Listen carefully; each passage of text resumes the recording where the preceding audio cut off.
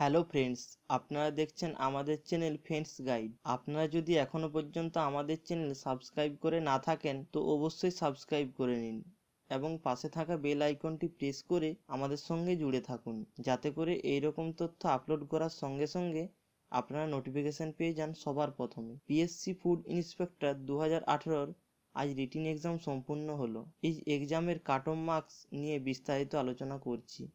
পিএসসির supreme officer Shiboprosad মিশ্র জানান, 11 লক্ষ পরীক্ষার্থী পরীক্ষা দিয়েছেন, তা সুষ্ঠুভাবেই সম্পূর্ণ হয়েছে। এখনও পর্যন্ত কোনো দুর্ঘটনার খবর পাওয়া যায়নি। 957 জন টোটাল ফুড ইন্সপেক্টর নেওয়া হবে। এর মধ্যে জেনারেল 454 জন নেওয়া হবে, ওবিসি 98 জন, ওবিসি বি 69 জন, তপশিলি 208, তপশিলি উপজাতি 58 জন, এক্স সার্ভিসম্যান 50 জন এবং স্পোর্ট কোটা 20 জন। 100টি কোশ্চান 100 নাম্বারের, অর্থাৎ প্রতিটি কোশ্চান 1 নাম্বার করে। টোটাল টাইম 90 মিনিট, অর্থাৎ 1 ঘন্টা 30 মিনিট। প্রতিটি কোশ্চানের জন্য পরীক্ষার্থীরা 1 মিনিটের চেয়েও কম টাইম পেয়েছে।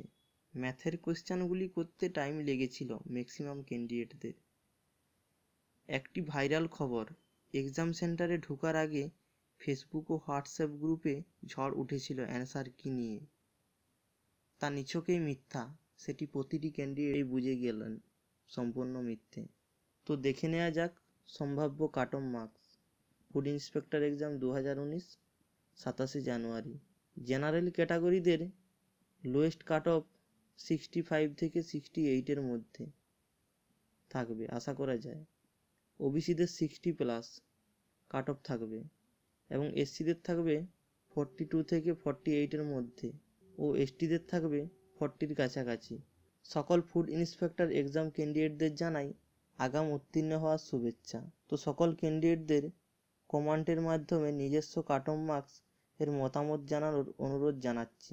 ধন্যবাদ।